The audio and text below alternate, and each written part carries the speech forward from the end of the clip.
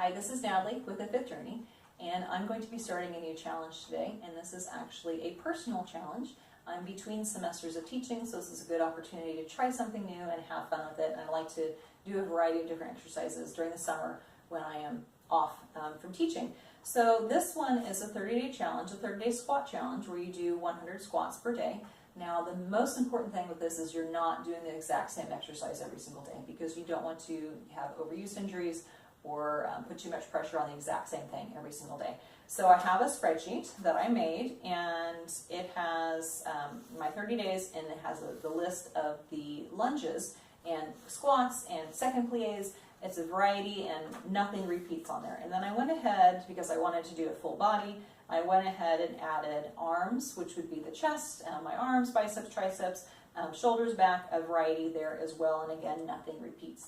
So this is also a good time for me to be doing it because I have a family reunion next week and I don't have to take anything with me, no equipment. So this is good if you're going to be traveling. You can do it in your hotel, anytime you're away from home or away from the gym. So this will be a good opportunity for me to do this. So there's two things that I want to get from this. Number one is a variety from what I usually do. So this is a good change, this is a good break. And the other thing is just to see how this is going to work on my particular physique, on my body. Because when you hear about these challenges, especially a squat challenge, everybody's like, oh, you're going to gain all these inches on your seats, and that's a big goal for a lot of people. Then if you take 100 people and you have 100 different sets of genetics, you're going to get different results. So I want to see how this is going to apply to my body. Because with my genetics, I have always been generally slender. If I'm not lifting weights, then I just get really skinny, and so I make sure that I do continue to lift weights so I do have some bulk, I guess you could say. I'm never going to be a big person, that's just how I'm made. Now, when I have done this in the past with my mom's genetics, because I get the tall and slender from my dad's side, my mom's side of the family, they're generally shorter and very muscular. My mom is very strong and very muscular and always has been. We tend to bulk up in the thighs. So when I've done exercises like this, it's really added a lot to my thighs, where my shorts and my jeans get super duper tight. So I'm just kind of curious as to how this is going to change with my personal body and my personal shape. So I'm going to go ahead and take a couple measurements. I'm going to go ahead and do my thigh and my hips, and then we'll come back in 30 days to see if there's any changes, just to kind of give you an idea of what is going to happen to me. So maybe, maybe you'll gain a bunch of inches, maybe you won't, I don't really know. So we'll just kind of see how this goes. So I'm going to go ahead and measure my waist.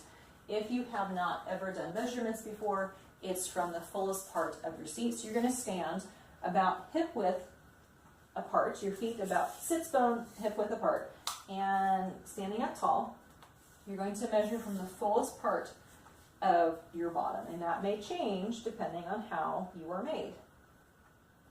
So I am at 35 and 3/4. Go ahead and write that down. And I'm going to go ahead and do one of my thighs.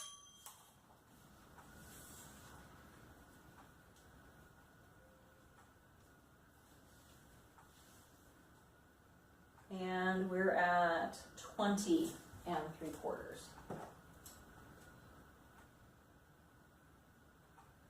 I'll come back in 30 days and take measurements again and see if there's any changes.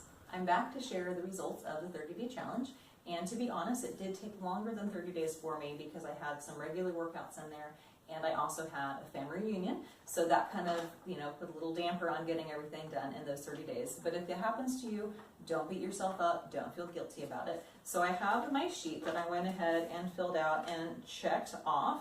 So I'm going to go ahead and post this on the blog, as well as some modifications or different exercises that you can do. So like with me, there's some squats and some things that I can't do because of my ankles and different things. So if you have any modifications that you need to do, you can do that too. So really going through this, it's not purely squats.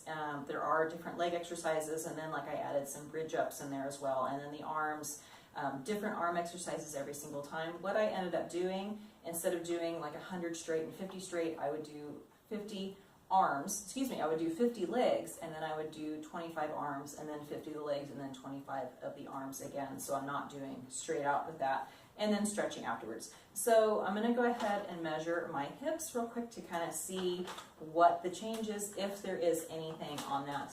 And as you know from the previous video, I do exercise, and because of my genetics, I am a longer person, have longer, leaner muscles. That's just how I'm made. And one of the focuses that I wanted to do with this is due again to my genetics. Usually with squats, it's in the legs, so in the thighs. And I really wanted to focus on the seat and building that versus doing a squat and then using the legs to come up. I wanted to really focus on the seat. So let's go ahead and measure out what the hips are, see what that is, if there's any changes at all. And let's see. I was at 35 3/4 last time. Yes, I know I don't have very wide hips or a very big bottom.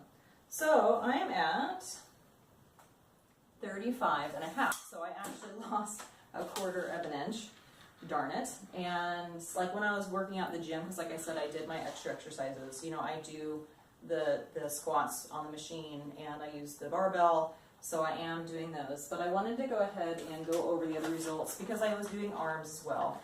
So on my biceps, they stayed the same. My thighs, I actually lost 1/2 inch on that, so that's quite a bit there. And then the seat, I lost 1/4 inch. The waist stayed the same, and then my weight stayed the same. So for me, it didn't do anything, but you know, the thing about it is it kept me moving. It kept me working out and doing something daily, especially when I'm off from when I'm teaching dance. So this gave me something extra to do. So this, I will definitely do this again, maybe over winter break or next summer again. So, you know, keep working out, keep bettering yourself, keep moving. That's the biggest thing. And don't worry about the results, and don't worry about the results of other people. So this may have great gains for you. For me and how I'm made, it didn't really do much, but you know what? It kept me moving. And that really is the most important part. So if you want to do this sometime, like I said, I will print this out. I'll put it on the blog so you can print it out and use it. And we will see you again next time. But the biggest thing is just keep moving and doing it for you, not doing it for anybody else. So we'll see you later.